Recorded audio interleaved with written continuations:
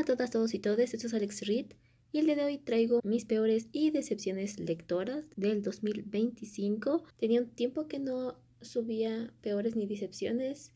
El 2024 creo que fue un año bastante bueno en cuanto a lecturas, pero en este no tuve la misma suerte. Encontré cosas que me encantaron, pero también encontré cosas que no llegaron a mi top y otras que simplemente me hicieron enojar. Así que bueno, sin más vamos a comenzar. De lo primero que les voy a hablar es de mis peores lecturas del 2025 y en este caso fue una relectura.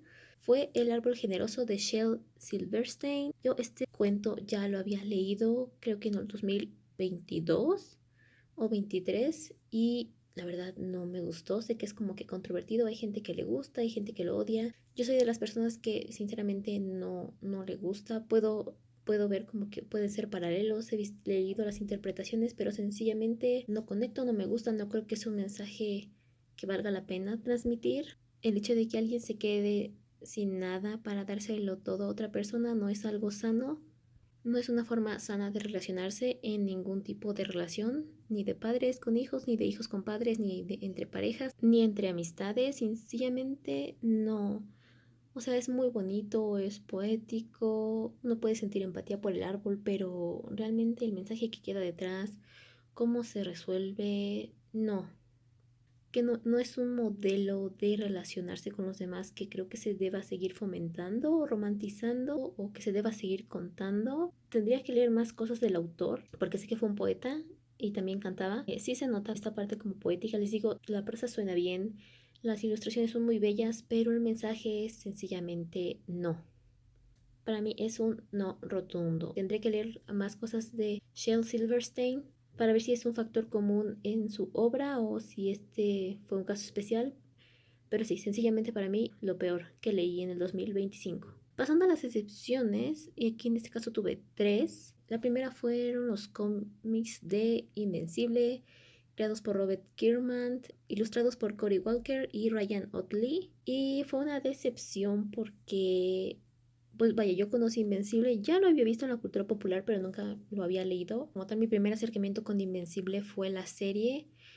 Y honestamente, después de haber leído gran parte de los cómics, creo que la serie sí le ayudó mucho al cómic en el sentido de que modernizó algunas cosas. Si bien los cómics de Invencible fueron muy pioneros en su tiempo, rompieron muchos esquemas, muchas formas en cómo se hacían los cómics, la cantidad de sangre que se mostraba, la gravedad, tuvo un final, lo cual no es algo que muchos cómics, al menos no los cómics que son súper populares, hacen. Generalmente tienen muchos arcos, pero como tal no hay un final definitivo. Y en el caso de Invencible sí, lo cual fue muy pionero.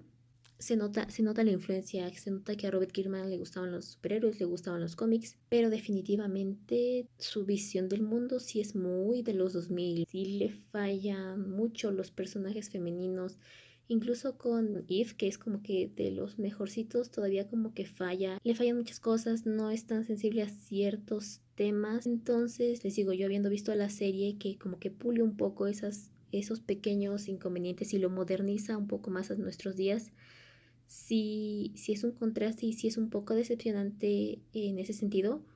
Probablemente si lo hubiera leído en mi adolescencia habría sido uno de mis cómics favoritos, pero desafortunadamente es una obra de su tiempo.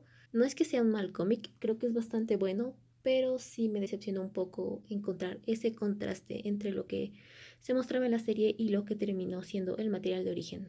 Mi segunda decepción de este año fue toda la serie de mangas de Los pecados de la familia Ichinose o Los siete pecados capitales de la familia Ichinose de Taizan 5, el mismo creador de El pecado original de Takopi. La serie de Takopi me encantó pese al final ligeramente agridulce que nos dio, así que quería leer algo más, un poco más largo, y me encontré con Los pecados de la familia Ichinose. La historia también pintaba para ser algo espectacular, una gran introspección de los personajes, de la condición humana, centrado como que en la familia, en la estructura familiar, y desafortunadamente no llegó.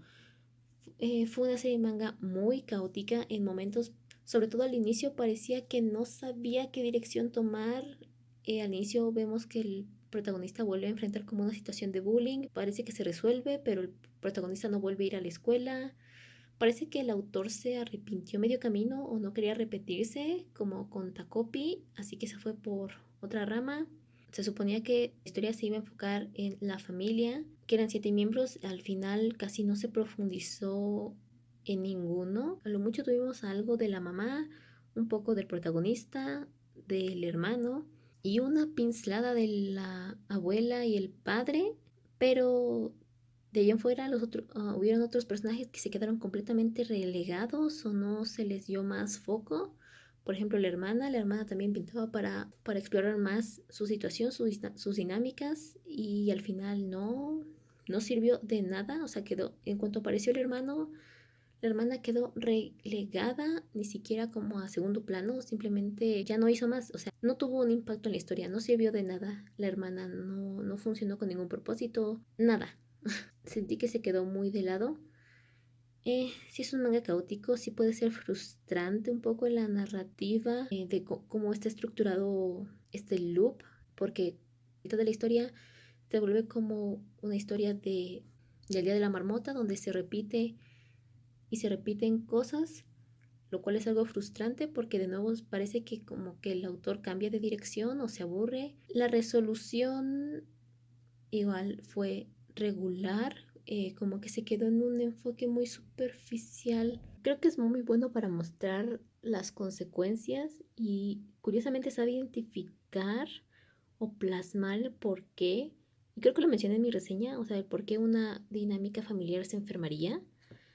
El problema es que en su resolución se fue más como de, pues solamente hay que aceptar que nos llevamos mal o que hay problemas o que nos estresamos y no sabemos gestionarlo y ya, porque pues así somos y somos familia y no siempre vamos a estar felices. Y ok, sí es verdad que siempre van a haber problemas, uno no siempre va a estar feliz, uno no siempre va a estar de acuerdo con la familia, pero en su caso había problemas como que muy concretos, muy tangibles de por qué esa dinámica familiar se enfermó, que como siempre era sobrecargo de trabajo a uno de los padres, ingresos inestables en cuanto a la casa, y pues sí, o sea, la distribución del trabajo estaba desequilibrada, lo que partió y dio pie a muchos problemas, pero no se aborda. O sea, había formas de solucionar eso, pero simplemente no sé si el autor lo pasó por alto o él realmente cree que no había solución, que la única forma era pues aceptar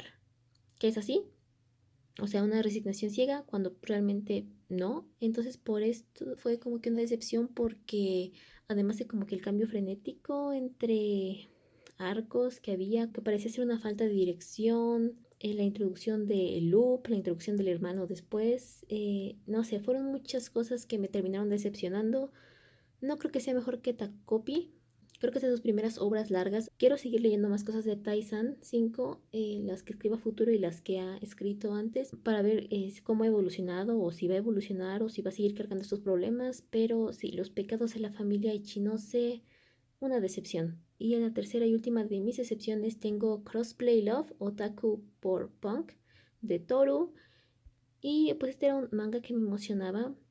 La premisa era interesante, eran dos chicos que se transvestían y que se enamoraban aparentemente, y pues realmente no es exactamente así.